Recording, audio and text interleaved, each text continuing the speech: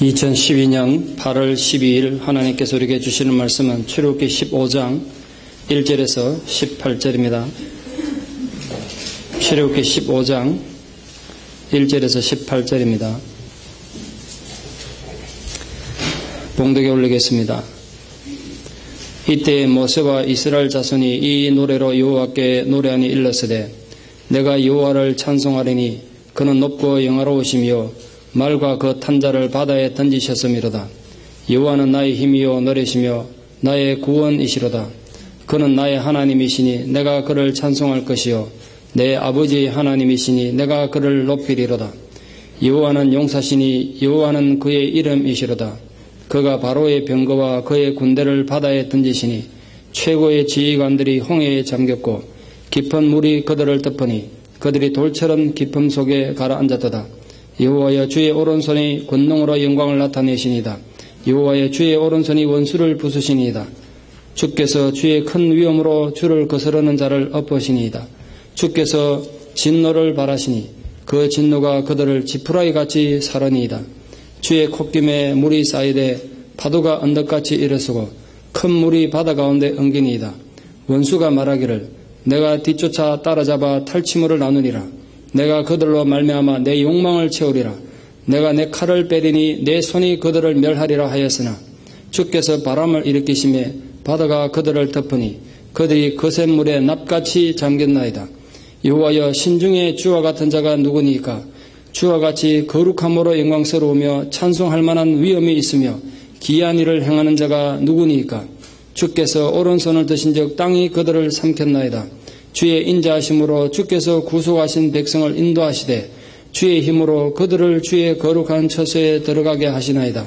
여러 나라가 듣고 떨며 블레셋 주민이 두려움에 잡히며 에돔 두령들이 놀라고 모압 영웅이 떨림에 잡히며 가나안 주민이 다 낙담하나이다. 놀람과 두려움이 그들에게 임하매 주의 팔이 크므로 그들이 돌같이 침묵하셨사오나 여호와여 주의 백성이 통과하기까지 곧 주께서 사신 백성이 통과하기까지였나이다. 주께서 백성을 인도하사 그들을 주의 기업의 산에 심으시리다. 여호와여 이는 주의 처소를 삼으시려고 예배하신 것이라. 주여 이것이 주의 손으로 세우신 성소로소이다. 여호와께서 영원무궁하도록 다스리시도다 하였더라. 아멘. 2주 동안 못 뵈서 많이 보고 싶었습니다. 잘 지내셨습니까? 네. 휴가 갔다 왔더니 처음 본 인사가 목사님 이번에도 씻었습니까? 또 묻던데 뭐 한순간의 시점에서 쓴 건 아니지만 여러분 생각하며 하나님 은혜를 감사하며 졸작을 한번 써봤습니다. 그래서 휴가 갔던 선물로 여러분에게 드립니다. 제목이 영혼의 노래입니다.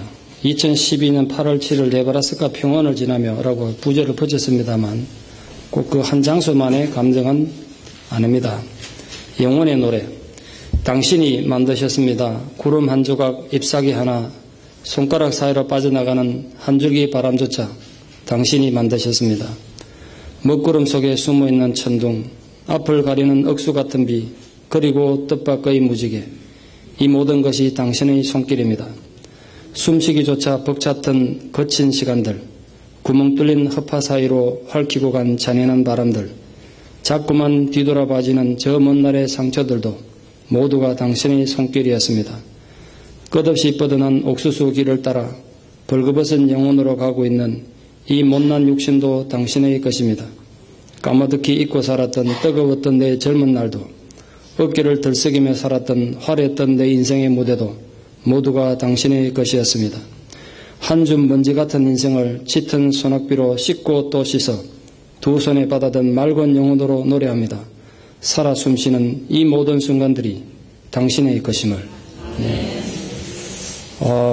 그런 감격을 이번 휴가 통해서 많이 느껴서 졸작을 하는 표현을 해봤습니다. 마음에 드십니까? 핀란드는 13세기부터 거의 600년을 소외된 식민지로 살았습니다. 600년입니다.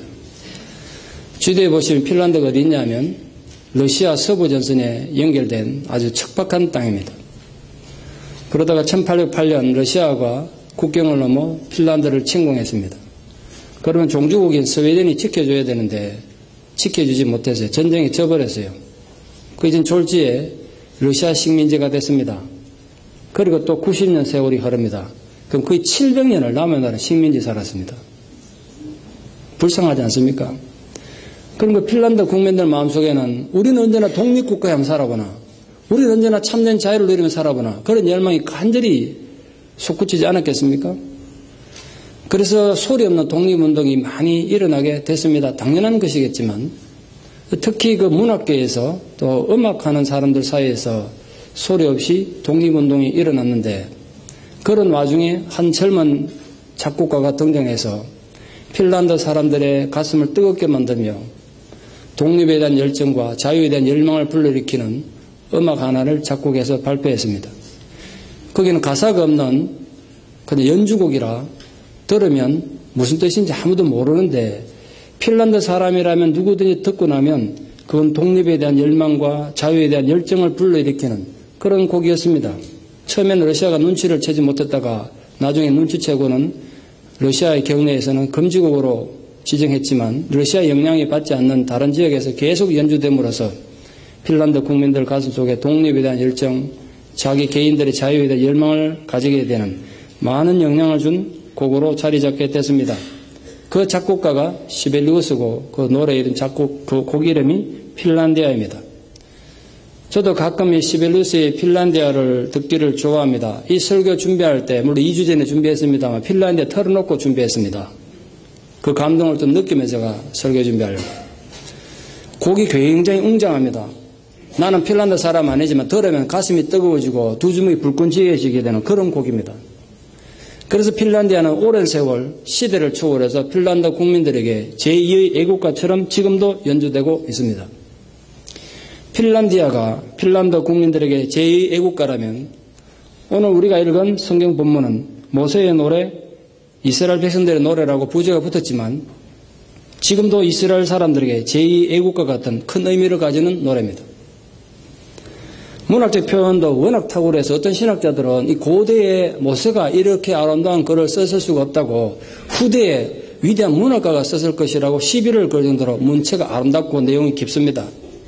그러나 저는 좀 다르게 생각합니다. 여러분 아시다시피 모세는 애국 궁궐에서 왕자로서 모든 학문을 두루 배웠다고 성경이 되어 있습니다. 저는 문학을 전공한 입장에서 그 정도 훈련받았으면 충분히 이런 아름다운 시를, 찬양을, 노래를 쓸 수 있었다고 믿습니다.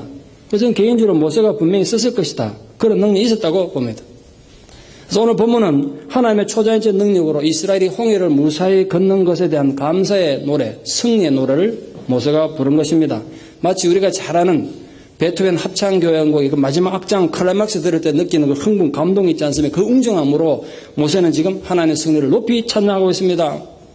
앞은 홍해바다고 뒤에는 중무장한 애국군대 추격으로 죽음밖에 생각나지 않는 철체절명의 진퇴양난의 상황에서 극적으로 구원받은 감격을 모세는 그가 지닌 모든 정열과 문학적 재능을 총동원해서 감사의 찬양, 영혼의 찬양을 드리고 있는 것입니다. 이 감격 넘치는 모세의 찬양은 몇 천 년이 지난 오늘 우리에게도 하나님을 마땅히 찬양에 대한 이유를 가르쳐주고 보여주고 있습니다. 모세는 몇 가지 주제로 다음 같은 내용으로 하나님을 찬양하고 있습니다. 무엇보다도 모세는 죽을 수밖에 없는 절박한 상황에서 바다를 쫙 갈라서 대적을 멸사하시고 자기들을 구원해 주신 그 하나님을 찬양하고 있습니다. 구원받은 자가 하나님께 드릴 수 있는 최상의 예물은 다른 게 아닙니다. 헌금하는 거, 봉사하는 거, 남을 구제하는 거 중요합니다만 인간이 구원을 받고 하나님 앞에 드릴 수 있는 최고의 예물은 내가 구원받은 것이 얼마나 소중한지 그 구원의 가치를 올바로 깨닫고 하나님을 극진히 찬양하는 것입니다. 그게 정말 중요한 거예요. 우리가 무엇으로 하나님 앞에 보답하겠어요? 그러니까 우리가 지금 예배 자리에 나와 있지만 구원에 대한 감격이 없으면 좀 문제가 있는 거예요. 내가 받은 구원이 얼마나 중요한 것인가. 그래서 마땅히 하나님께 드려야 될 영광과 찬송을 정직하게 돌려드리는 것, 그것이 하나님이 기뻐하시는 거란 거예요. 모든 것이 하나님의 은혜였음을 겸손히 인정하고 찬양하는 것이 우리가 드릴 수 있는 최고의 예배입니다. 여러분 주일 예배에 나올 때마다 어쩔 수 없이 나오는 자리가 아니라 오늘도 내가 지난 한 주간의 삶에 하나님 오늘 이렇게 은혜 가운데 살았구나. 내가 부모 잘 만나가지고 비참한 상황을 살았지만 이렇게 하나님으로 구원받은 백성이 됐구나. 나는 진실한 감격의 고백을 드릴 수 있는 예배가 되기를 축원합니다. 그게 예배 가운데 있어야 된다고요. 그게 오늘 노래의 주제예요. 이수우화에 나오는 이야기입니다. 작은 딱딱고리 한 마리가 이른 아침부터 해질녘까지 쉬지 않고 죽은 나무 쪼개가지고 쪼아가고 쪼개겠다고 계속 쪼고 있었습니다. 딱딱고리 한 마리가 나무 쪼아봐야 얼마나 쪼겠습니까? 그런데 갑자기 하늘에서 벼락이 확 치더니 그 나무 조각을 두 조각으로 딱 갈라놨어요. 딱딱고리 잘못하면 죽을 뻔했는데, 불고기 될 뻔했는데, 운 좋게 살아남은 딱딱고리 딱 보니까 자기도 놀란 거야. 자기가 한 일이 너무나 위대한 거야. 아침부터 쪼았더니 이게 두 조각이 딱 난 거야. 그리고 옆에 있는 자기 친구들과 말했다는 거 아닙니까? 얘들아 봐라, 내가 얼마나 위대한 일을 했는지 한번 보란 거야. 그 이솝이 비꼬은 겁니다. 인간들의 얄팍한 속성을. 인간들은 조그만 어떤 업적이나 영광이 있으면 그게 마치 자기 혼자 다 한 것처럼, 자기 영광인 것처럼, 자기 힘인 것처럼 그렇게 모순이 빠지고 어리석은 인간이 본능이다. 그걸 풍자한 것입니다. 우리도 이수우화에 나오는 어리석은 딱따구리처럼 하나님의 절대적인 도움을 받고도 지가 똑똑하고 잘나서 인생 이래 잘 사는 줄 착각하기 참 쉽습니다. 오해하기 쉬워요. 우리가 그런 자만에 빠지지 않기 위해서 인간이 해야 될 일은 늘 하나님을 바로 찬양하는 것입니다. 여러분의 모든 삶 속에서 하나님의 진실을 찬양할 수 있는 자가 되기를 바랍니다. 분명히 모세는 홍해를 가라는 엄청난 기적을 일으키는 도구로 쓰임받은 건 맞습니다. 사람들 눈에 보기에는 눈에 보이지 않는 하나님보다도 모세가 더 크게 보였을 거예요. 왜냐하면 어쨌든 간에 모세가 지팡이든 손 쫙 내밀과 바람이 오더니 바다 가른 거 사실이잖아요. 자기도 눈으로 목격한 거니까. 그러니까 얼마나 사람들에게 영광과 찬사를 받기 좋은 절묘한 타이밍이냐고요. 예컨대 제가 안수기 돼가지고 죽어 암 환자가 나왔다고 칩시다. 그러면 대단한 영빨이라고 땅땅의 사크라멘토가 뒤집어지지 않겠습니까? 온갖 환자가 또 다 몰려들겠죠. 그런 상황이 되면 누구나 위험해요. 대부분의 이단 교주들이 그래서 생겨납니다. 하나님께 돌아갈 영광을 개인이 차지하는 순간 인간은 말입니다. 하나님의 종에서 원수가 되는 거예요. 거기 종이 한 장 차이예요. 정말 위험해요. 모세는 그걸 알았던 겁니다. 모세는 홍해를 가르고 장정만 60만 아이들까지 추산한다면 최소한 200만이나 되는 이스라엘 사람들의 목숨을 구해냈습니다. 위대한 영웅 탄생 순간 아니겠어요? 잘 아시다시피 신들러는 1000명 구해놔놓고도 세계적 영웅이 됐는데 오늘 우리가 읽은 말씀은 단지 성경이기 때문에 읽어야 되는 것이 아니라 인간의 말입니다. 너나 없이 대단한 인간의 업적 앞에서 하나님의 사람은 어떤 자세를 갖고 살아야 되는가에 대한 중요한 가르침이 있기 때문에 특히 믿음 있는 분들, 기도 많이 하신 분들이 정신 바짝 차리고 정독해야 되는 부분이라고 생각합니다. 특히 저 같은 목사는 더 말할 것도 없겠죠. 모든 백성들이 박수를 칠 만한 놀라운 승리 뒤에 누구는 안 그렇겠어요. 저절로 어깨가 어색하고 올라가겠죠. 자신의 일이 마치 신적인 존재가 될 수 있는 그런 상황입니다. 지금 모세가. 그럼에도 불구하고 모세는 철저히 하나님만을 높이고 찬양했습니다. 이게 아무나 할 수 있는 일 아닙니다. 사실. 모세는 하나님만이 찬양을 받을 수 있으시며 하나님만이 기적을 행하셨음을 분명히 찬송했습니다. 모든 것이 하나님의 은혜였고 하나님의 권세였음을 찬송했습니다. 그걸 성경 용어로 겸손이라 합니다. 톨스토이가 자신의 인생 독분에서 이런 말을 쓴 적이 있습니다. 겸손한 사람보다 강한 사람은 없다. 왜냐하면 그는 자기 자신을 떠나 하나님과 함께 있기 때문이다. 우리가 겸손해야 되는 그게 있습니다. 겸손하다는 건 내 인간의 약점, 본능을 떠나가지고 하나님과 함께 있기 때문에 중요한 것입니다. 모세가 그런 사람이에요. 이 승리 창건은 바로 모세의 겸손의 결정체인 것입니다. 더 중요한 건 자기 자신만 그렇게 찬양한 것이 아니라 모든 백성들이 함께 찬양하도록 했다는 것. 저는 이 부분을 굉장히 중요하게 생각합니다. 그래서 최소한 이 승리의 순간을 자기들끼리 잔치하고 우리가 이렇게 승리했다. 온갖 인간적인 일들을 할 수 있는 그 위대한 중요한 순간을 모세는 백성들에게 중요한 신앙의 교육의 기회로 삼은 것입니다. 그 최소한 400년 만에 처음으로 이스라엘 백성들이 자기들 입으로 하나님을 처음으로 찬양한 거예요.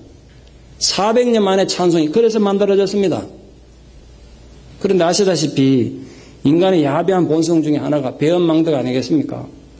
우리 누구나 하는 실수 아니겠어요? 우리 너무나 쉽게 은혜를 잊어버립니다. 옛 속담에 원수는 물의 색이고 은혜는 돌의 색이라는 격언이 존재하는 이유도 그만큼 인간이 은혜를 잘 기억하고 보답하기 힘든 존재이기 때문에 그런 속담이 안 생겼겠습니까?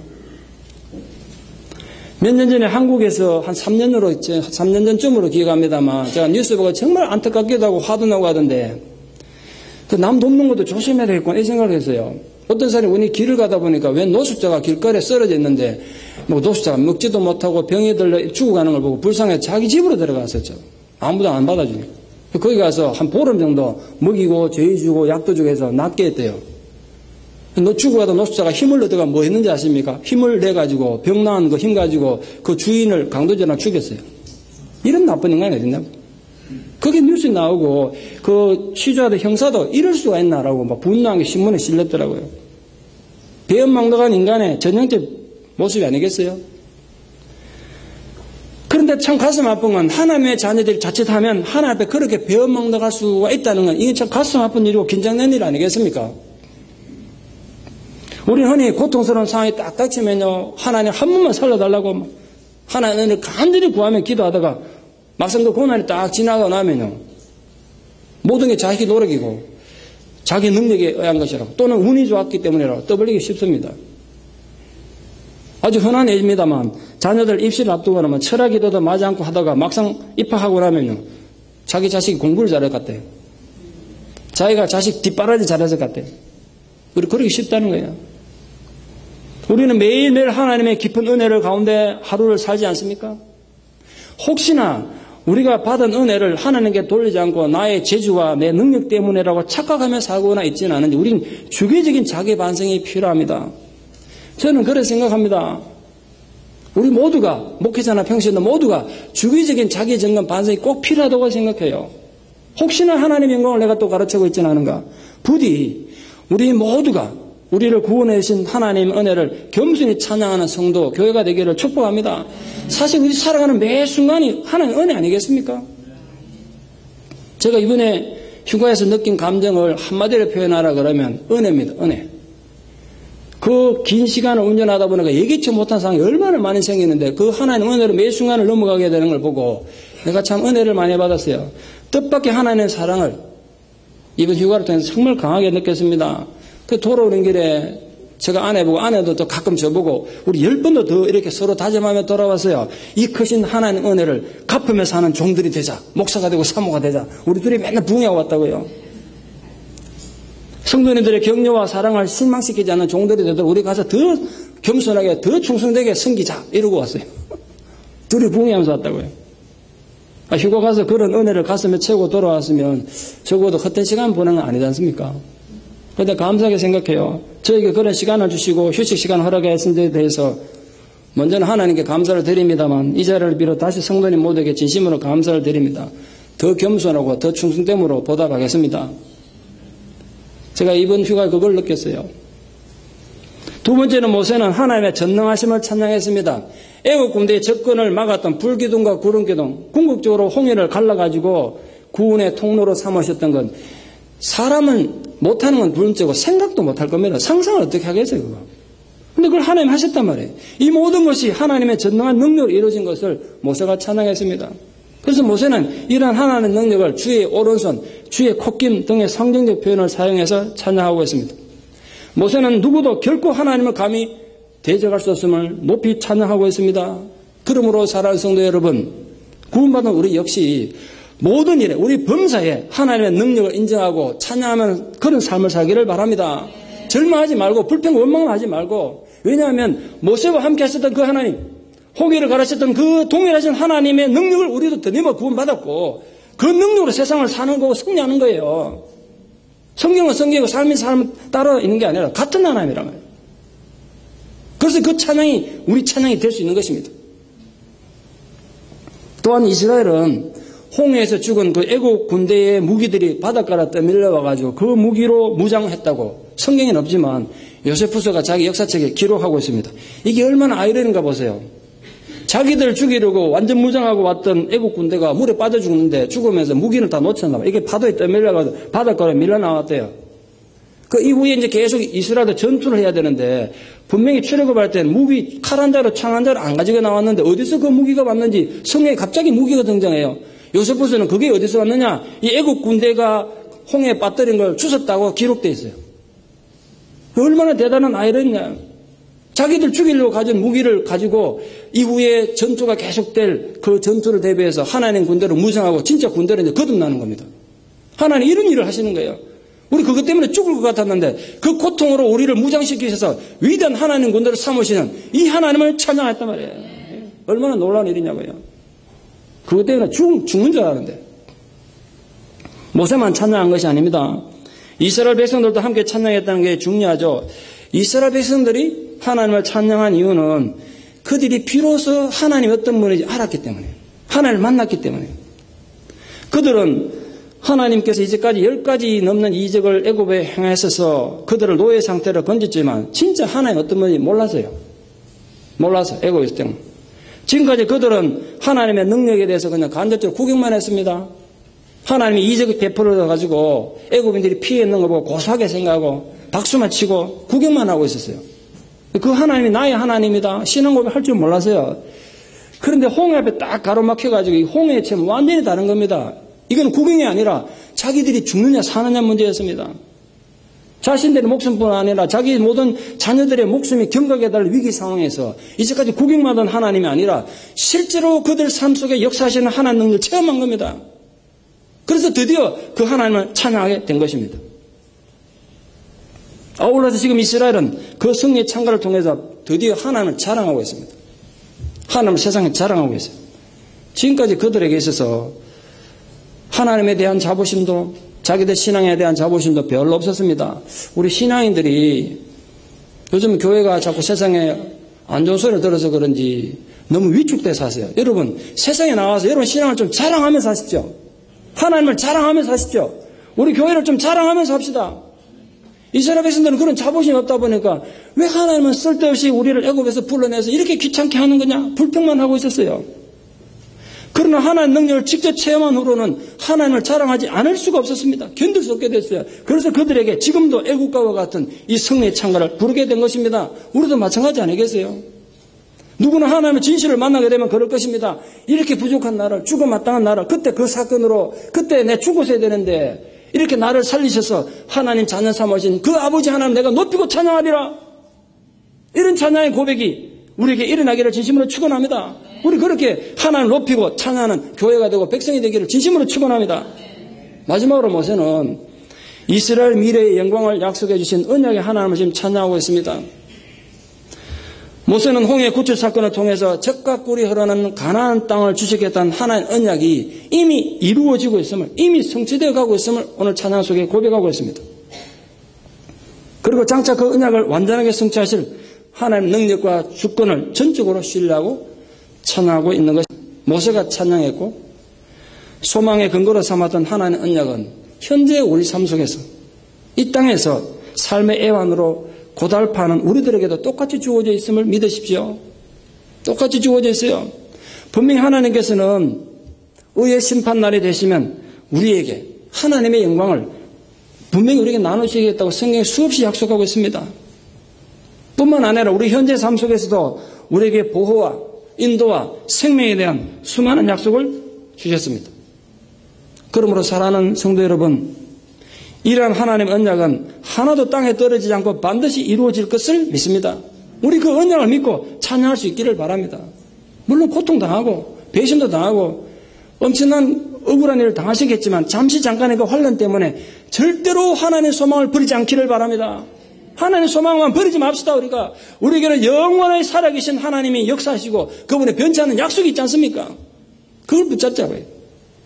그게 우리 찬양의 근거예요.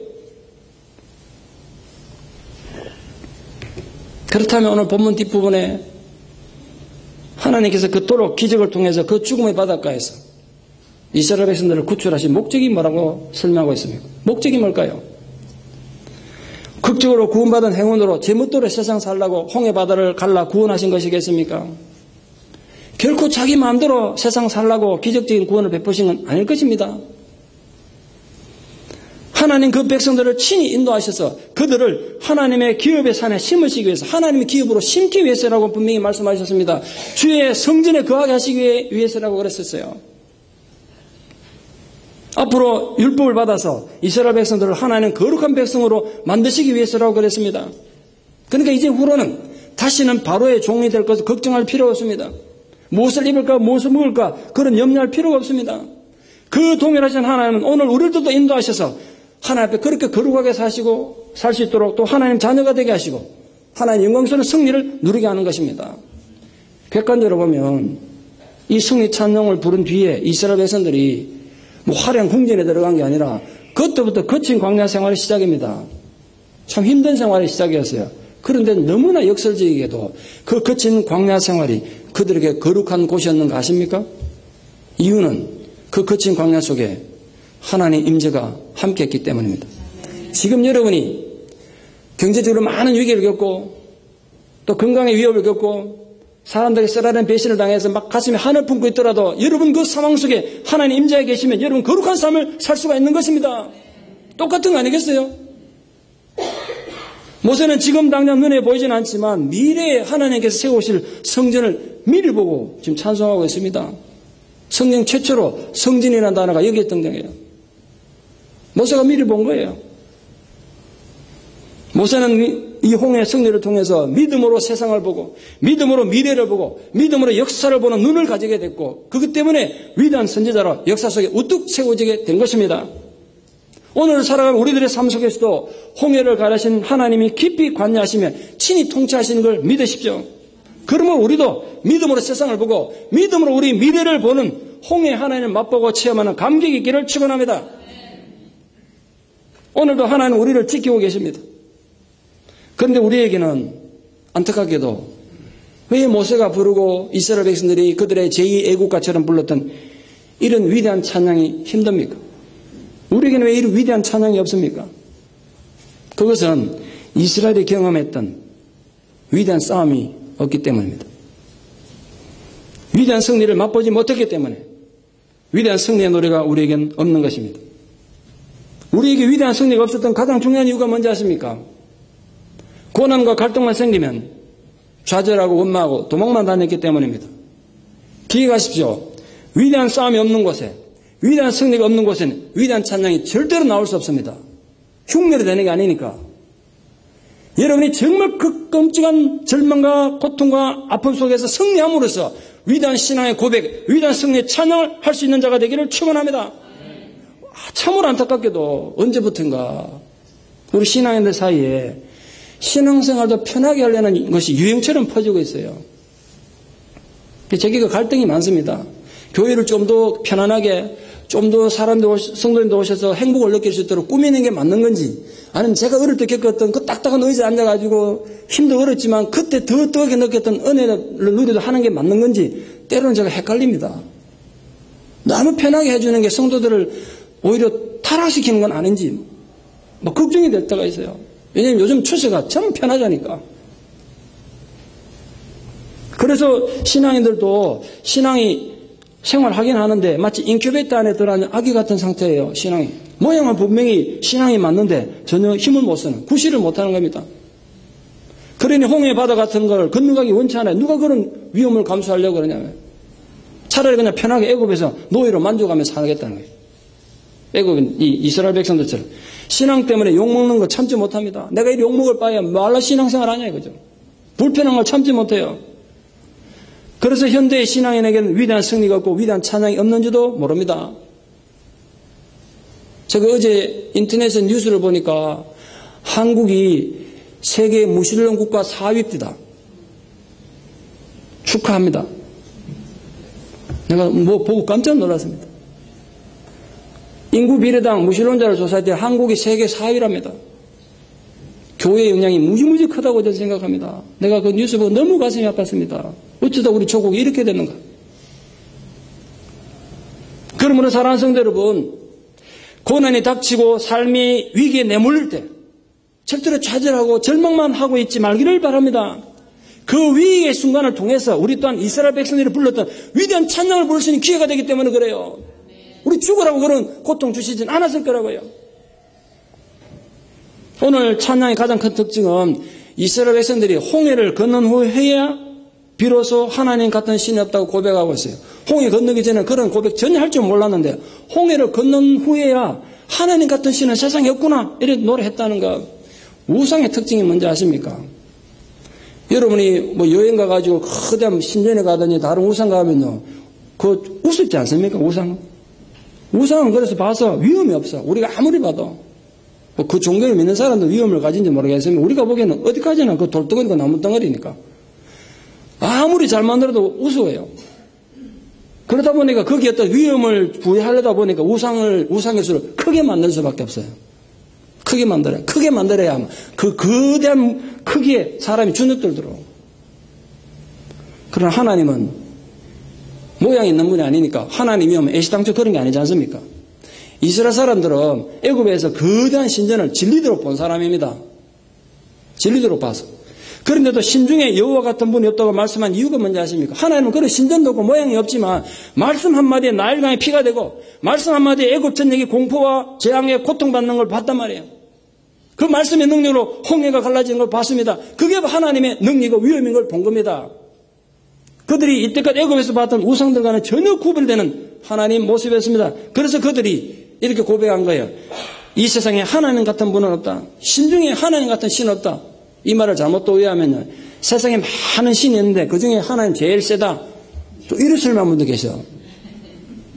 성경 그렇게 해석하면 정말 곤란합니다. 오늘 이 본문의 핵심은요, 많은 신들 중에 하나님이 대장이다, 하나님 챔피언이다 이런 뜻이 아니라 애초에 신이라고는 하나님밖에 없다는 거예요. 애초에 신이라고는 하나님밖에 없다. 뭐 다른 종교 믿는 사람은 또 이런 말들은 또 기분 나쁘겠습니다만, 특히 이스라엘 백성들이 자신들의 신앙 고백을 어떻게 하고 있는가 잘 보시죠. 마지막 부분 16절에 이렇게 고백하고 있습니다. 자신들에 대한 정체성을 이렇게 회복해요. 주께서 어떤 대가를 지불하고 사신 주의 백성이다. 자기들 이렇게 고백하고 있습니다. 하나님이 자신들을 대가를 지불하고 사셨다는 말이에요.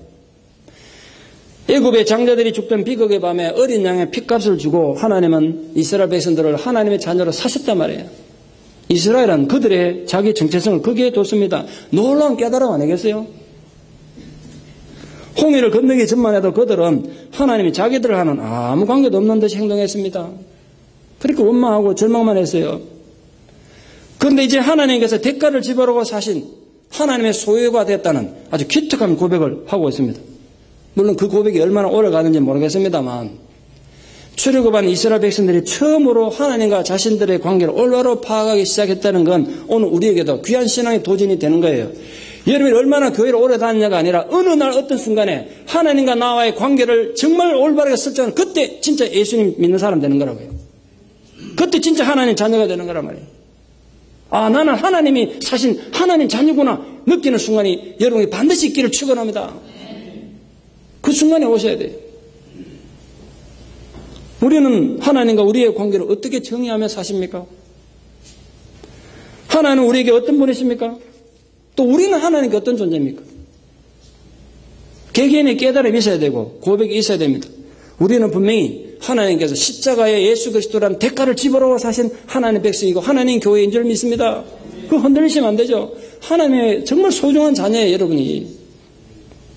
좀 모자로 부족해도 하나님 그만큼 소중한 자녀라고, 여러분 모두가. 모세의 창가를 통해 우리가 얻는 교훈은 우리는 우리의 삶을 통해서 하나님의 다양한 모습, 새로운 모습, 예전에 몰랐던 모습 자꾸 만난다는 데 있습니다.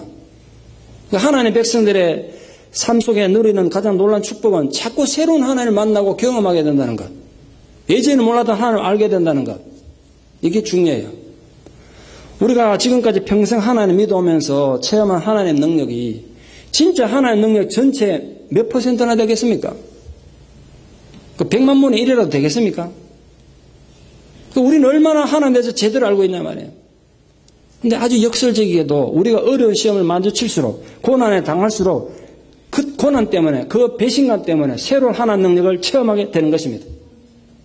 그 새로운 하나님을 만나는 그만큼 우리 믿음이 깊어져요. 그러므로 여러분이 발견한 하나님이 어떤 분인가 자신을 좀 돌아보기 바랍니다. 여러분은 그 하나님 어떤 분이세요? 그 하나님을 얼마나 자랑하며 사십니까? 그 하나님을 여러분도 나의 힘이요 내 노래라고 자랑하고 사십니까? 유명하고 멋진 사람이 내 가족이거나 내가 잘하는 사람이라면 얼마나 자랑하고 싶어 합니까? 지난달에 그렇게 인기 없고 욕먹는 이명박 대통령 조찬 기도회 한다고 오라 해서 밥 먹으러 가면서 내가 대통령하고 밥 먹으러 간다고 어깨 펴고 갔는데, 예? 그렇게 인기 없는 대통령한테 가는데도 인간이 그렇더라고요. 여기 가봤냐고요, 누가? 대통령하고 밥 먹는 게 어떻게 먹는가 궁금하더라고요. 경호는 어떻게 하는데 내가 가서 유심히 보고 왔어요. 대통령 영부인하고 대통령 경호하는 거 참 살벌하게 하긴 합되다 보니까. 근데 바로 앞자리에 앉아 계셨는데. 우리 그런 거 자랑하잖아요, 세상에 나가면. 인간에 대해서도 그렇다면 하나님에 대해 자랑하지 않고서는 견딜 수 없는 마음으로 살아야 되지 않겠습니까? 그분께서는 우리를 절대로 어려운 가운데 팽개치지 않으신다고요. 부디 하나님을 다른 사람이 자꾸 얘기하는 하나님으로만 듣고 생각하지 마십시오. 내 자신이 하나님을 만나고 하나님을 맛보셔야 돼요. 야, 하나님 이런 분이셨구나.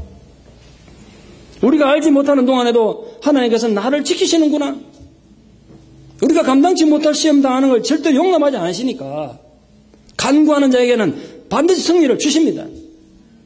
주님의 오른손은 강하고 능하신 손 아니겠습니까? 그 손 한번 들면 어떤 원수라도, 여러분을 괴롭히는 어떤 원수라도 깊은 바다에 납덩이처럼 빠지고 말 것입니다. 그러니 두려워하지 마십시오. 전적으로 하나님을 의지하고 찬양하기를 축원합니다. 하나님은 우리의 고통 소리와 울부짖음을 찬양과 노래를 바꾸게 하시는 분이세요. 우리가 서 있는 고통의 자리를 기쁨과 영광의 자리로 바꾸시는 분이십니다. 오늘은 내가 시제를 잘 만나서 눈물로 씨를 뿌려야 되는 고통 가운데 있더라도 언젠가는 기쁨으로 단을 걷게 하시는 분이라는 걸 믿으시면 안 된단 말이에요. 하나님은 우리의 연약함을 너무나 잘 아십니다. 그러므로 우리의 눈물을 언젠가는 분명히 마르게 하실 것입니다. 이 설교를 듣는 여러분 상황 속에 지금도 남모르게 흘러야 될 눈물이 있지만 언젠가는 하나님께서 그 눈물을 마르게 하실 것을 믿습니다. 우리 그걸 찬양하는 거예요. 하나님께서 나의 모든 형편을 알고 계시고 모든 것을 보고 계신다는 것이 정말 좀 위로가 됐으면 좋겠습니다. 상징이 아니라 단순한 목사의 설교가 아니라 그게 여러분 심장 안에 들어와서 여러분 정말 슬픔 속에서 위축됐던 마음속에 좀 힘이 되고 위로가 됐으면 좋겠습니다. 그 하나님은 우리 슬픔을 아시고 오히려 그 슬픔을 사용해서 하나님께서 세상에 내가 여호와인 줄 세상이 알 것이다. 이런 놀라운 뜻을 여러분의 삶을 통해서 이루는 분이라는 걸 잊지 마십시오. 그분이 우리 하나님, 나의 하나님이 되심을 찬양하십시오. 그러므로 지금 현재 만약 여러분이 고난을 당하고 있다면 그 하나님의 영광을 위하여 그 하나님의 영광을 생각하며 참으십시오. 또 참으셔야지요. 모세와 이스라엘 자손들이 드렸던 승리의 찬가를 여러분의 입술로 높이 찬송할 날이 반드시 올 것입니다. 억울한 현실에 대항해 싸우는 우리의 싸움을 하나님께서 용서가 되어 친히 싸워주십니다. 모세가 오늘 찬양한 것처럼 우리도 언젠가는 여호와는 나의 힘이며 나의 노래시며 나의 구원이시로다. 그는 나의 하나님이시니 내가 그를 찬송할 것이요 내 아비의 하나님이 되시니 내가 그를 높이리라는 이 감격스러운 찬송이 반드시 올 줄 믿습니다. 그런 찬양할 날이 올 거라고요. 지금은 힘들고 어렵지만 그걸 우리 믿음의 눈으로 보는 것입니다. 그 승리의 순간을 보는 것입니다. 우리가 종종 마음의 평화를 잃고 실패하는 이유는 바로 이 하나님을 느끼지 못하기 때문에 너무 멀리 계셔. 그 하나님이 성경 속에 하나님 대단한 분 맞아. 그런데 지금 내게는 영향을 안 주는 것 같아요. 그래서 우리가 슬퍼합니다. 그래서 우리가 절망합니다. 우리가 왜 이성을 잃고 당황하고 혼란한지 아십니까? 나와 함께 하시는 하나님을 잊어버리기 때문입니다. 우리의 모든 것을 보시고 모든 것을 아시고 가장 최선의 것으로 인도하시는 그분의 손길을 우리가 구체적으로 기대하지 않기 때문에 우리가 자꾸 절망하는 것입니다. 모세가 승리의 찬가를 부를 수 있었던 것은 너무나 분명하게 하나님의 임재를 체험했기 때문입니다. 불평과 원망 그리고 죽음의 공포에 질렸던 이스라엘 백성들이 오늘 드디어 감격적인 찬송을 들을 수 있었던 이유도 하나님께서 진실로 그들과 함께 하심을 경험했기 때문입니다. 그러므로 사랑하는 성도 여러분, 부디 하나님이 나와 함께 하시는 증거를 갈망하십시오. 하나님 나에게도 하나님 증거를 보여달라고 기도하십시오. 이스라엘 백성들의 승리, 이 모세의 승리의 노래는 바로 우리의 승리, 우리의 성전가가 될 줄 믿습니다. 결론으로 말씀드립니다. 이스라엘 백성들의 진짜 문제는 외부에서 공격해오는 애국 군대 같은 존재가 아니었습니다. 그들 내면에 자리 잡은 불신앙의 문제였습니다. 우리도 마찬가지 아니겠습니까? 진짜 여러분이 두려워해야 되고 무서워해야 되는 건 외부에서 공격하는 그 고통이 아니라고요. 여러분 내면에 자리 잡은 불신앙입니다. 인간은 망각의 동물이라 아무리 큰 은혜를 입어도 금방 까먹어버리잖아요. 그럴 때를 대비해서 우리에게도 승리 찬가 하나쯤 있었으면 좋겠습니다. 외로울 때 부르면 위로를 얻게 되고, 슬플 때 부르면 힘을 얻을 수 있는 승리 찬가, 또 아무리 대단한 성공을 한 뒤에라도 그 찬송을 부르게 되면 하나님 앞에 숙연해지고 겸손하게 되는 그런 승리 찬가를 부르는 우리 모두가 되기를 진심으로 축원합니다. 기도드리겠습니다. 선하신 하나님의 이름을 진실로 찬양합니다. 오늘 모세와 그 백성들이 함께 하나님을 높이 찬양했던 것처럼 우리 또한 마음과 뜻과 정성을 다하여 하나님을 높여 찬양합니다. 우리 영혼의 찬양을 주께 올려드립니다. 하나님은 하나님이시며 우리의 노래이시며 찬양이며 우리 구원의 반석이신 것을 고백합니다. 비록 현실의 삶이 우리를 위협할지라도 언젠간 우리가 높이 하나님을 찬양하며 승리의 찬가를 부를 날이 속히 올 줄 믿습니다. 지금 그런 고통과 절망 가운데 위협당하고 있는 모든 성도들이 이 하나님 약속을 굳게 붙잡아 우리 또한 함께 승리의 찬가를 부르는 위대한 승리가 있게 하여 주시옵소서. 예수님 이름 받들어 기도드리옵나이다. 아멘.